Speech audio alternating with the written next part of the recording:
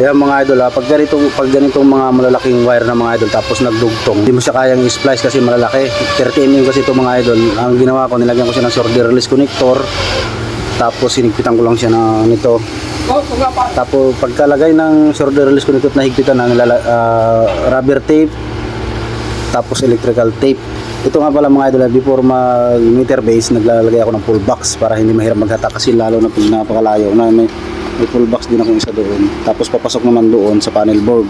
Ayan mga idol, na-install ko na yung NEMA 3R. Nung nakaraang araw na una yung meter base. Tapos kanina lang dumating yung NEMA 3R, kaya ngayon ko lang siya na-install.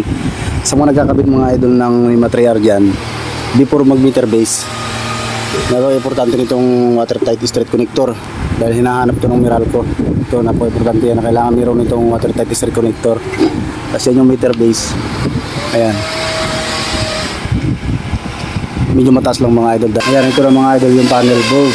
Ayan, bali 16 branches siya. Ayan, bawat circuit mga idol nalalagyan ko ng number. Yan 1 hanggang kung ilang braso sa 16. Tapos meron siyang tagging doon. Bawat number dito, may number yan doon. Kung ano yung sinusuplayan niya. Ayan.